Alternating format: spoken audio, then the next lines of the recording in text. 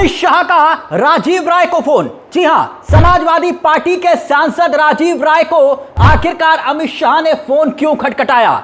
ऐसी कौन सी नौबत आन पड़ी कि राजीव राय को अमित शाह को फोन करना पड़ा? यह वीडियो बहुत जबरदस्त तरीके से वायरल हो रहा है दोस्तों।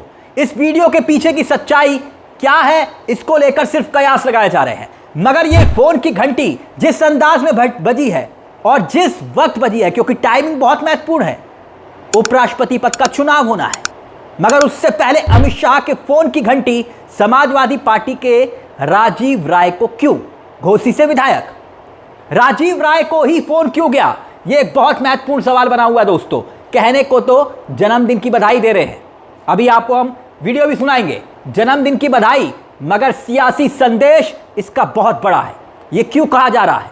ऐसे तो ना जाने कितने बड़े बड़े नेताओं के जन्मदिन आते हैं, अमित शाह क्या पर्सनल फोन करते हैं?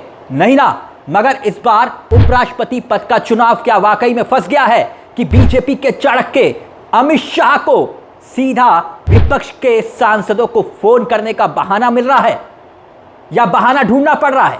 पहले सुनिए दोस्तों, राजीव राय से कैसे अमित शाह गुफ्तगू कर रहे हैं। चंद सेकंड का वीडियो है। जी हां, अब यह वीडियो लीक हो गया, मगर चंद सेकंड के इस वीडियो में एक सियासी संदेश छिपा है। लेकिन इन्हीं राजीव राय को फोन क्यों गया वो भी हम आपको बताएंगे, और साथ ही यह भी बताएंगे कि ये राजीव राय अब से नहीं, बहुत दिन पहले से बीजेपी की आंखों में खटक रहे हैं। कहानी क्या है वो भी बताएंगे पर्दे के पीछे, लेकिन पहले सुनिए अमित शाह ने कैसे राजीव राय से बात की और क्या कुछ कहा उस बातचीत के दौरान। सुनिए जरा। गृह मंत्री जी बात करेंगे जी।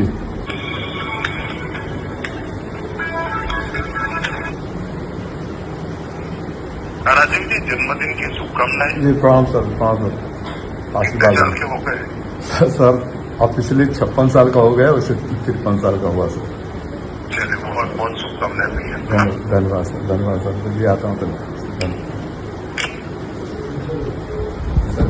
कितना गजब किस्सा है दोस्तों।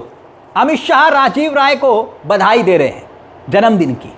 आप कहेंगे इसमें गलत क्या है? बिल्कुल देनी चाहिए, शिष्टाचार मुलाकात होनी चाहिए, शिष्टाचार गुफ्तगू होनी चाहिए। लेकिन सवाल यह कि जिस वक्त उपराष्ट्रपति पद का चुनाव है, ठीक ऐसे ना जाने कितने सांसदों के जन्मदिन होंगे, कितने बीजेपी के बड़े बड़े नेताओं के जन्मदिन गुजरे होंगे।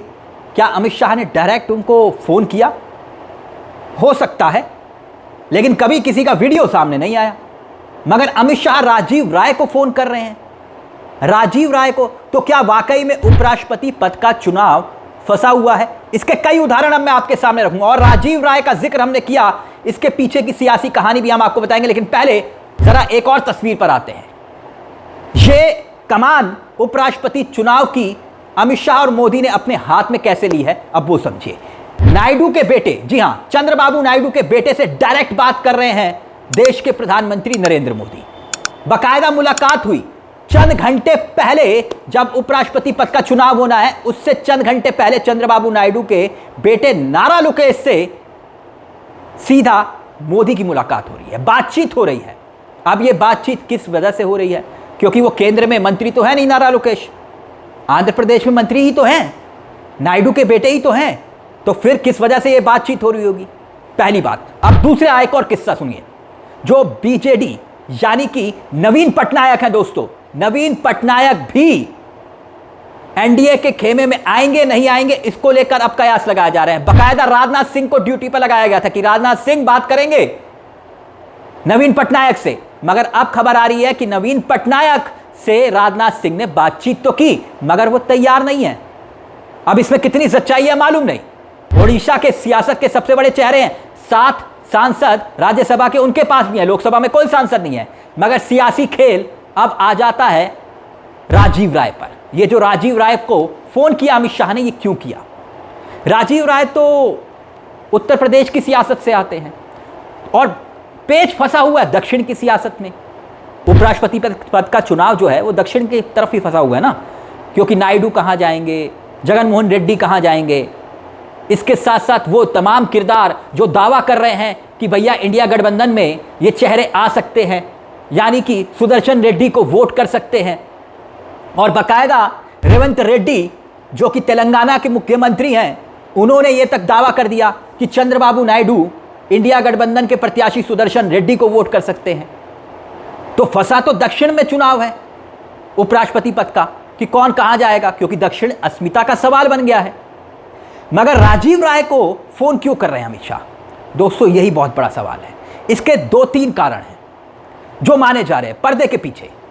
पहली एक वजह कि राजीव राय दक्षिण की सियासत में या फिर दक्षिण के भीतर भी कुछ सांसदों से टच में है। कैसे आप कहेंगे?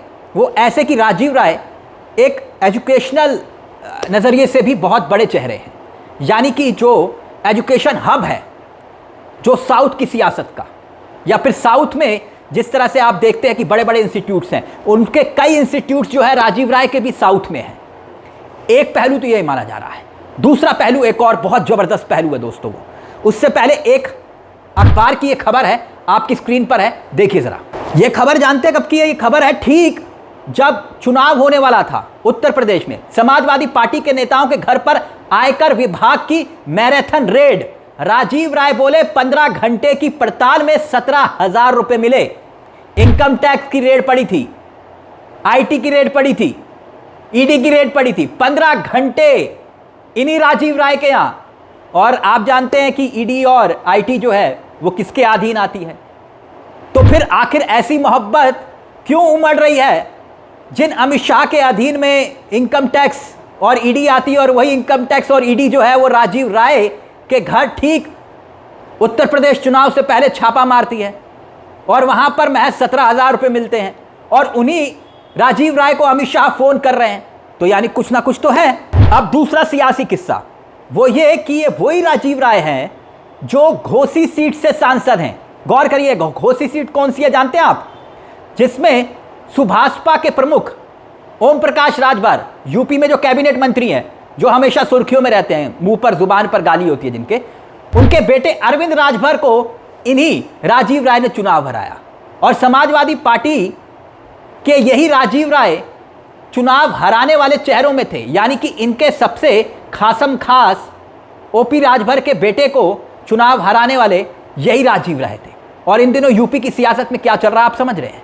और ऐसे में राजीव राय को फोन करना, अमित शाह का फोन की घंटी खटखटाना कोई ये सामान्य घटना नहीं है। लेकिन एक बात तो संदेश और संकेत साफ दिखाई दे रहा है कि कहीं ना कहीं अमित शाह और नरेंद्र मोदी, क्योंकि डायरेक्ट लगातार कमान हाथ में संभाले हुए हैं, संकेत और संदेश साफ है कि उपराष्ट्रपति पद के चुनाव में अगर 5-10 वोट भी इधर से उधर हो गए, हम ये नहीं कह रहे कि एनडीए का कैंडिडेट चुनाव हार रहा है, नहीं, एनडीए का कैंडिडेट चुनाव जीत रहा है आसानी से, इसमें भी कोई दो राय नहीं। मगर फिर भी अगर 5-10 सांसदों ने वोट इधर से उधर कर दिए तो भी चाणक्य नीति पर सवाल खड़े होंगे, यानी कि इन्हीं अमित शाह की। और एक बात और गौर से, 11 रेड्डी सांसद हैं, 11 रेड्डी सांसद है संसद के अंदर, और सुदर्शन रेड्डी समुदाय से आते हैं। और ऐसे में अमित शाह का राजीव राय को फोन करना साउथ की सियासत यानी दक्षिण की सियासत को साधने की भी एक कोशिश है, क्योंकि हमने आपको बताया कि कई इंस्टीट्यूट इनके दक्षिण में चलते हैं राजीव राय के। दोस्तों ये सियासत है, जैसा दिखता है वैसा होता नहीं है। ये महज एक कटसी कॉल नहीं थी, ये महज मुबारकबाद नहीं थी कि बधाई हो आपको कि आपका जन्मदिन है। और अमित शाह इस वक्त क्या बहाना ढूंढ रहे हैं सांसदों से बातचीत करने का, यह भी एक यक्ष प्रश्न है। दोस्तों इस मुद्दे को लेकर आपकी क्या राय है? क्या आपको भी लगता है कि उपराष्ट्रपति पद के चुनाव में अगर 5, 6, 10 सांसदों ने भी वोट इधर से उधर कर दिया तो एनडीए खेमे में खलबली मच जाएगी? इस मुद्दे पर अपनी राय हमें कमेंट बॉक्स में जरूर बताइएगा। मुझे तिलक चावला को दीजिए ज्यादा चलते चलते दरख्वास्त, हमारे चैनल को सब्सक्राइब करना मत भूलेगा, क्योंकि यह मंच आप ही का है जहां पर सिर्फ खबर नहीं दिखाते बल्कि खबर के पीछे की खबर भी बताते हैं। नमस्कार, जय हिंद, जय भारत।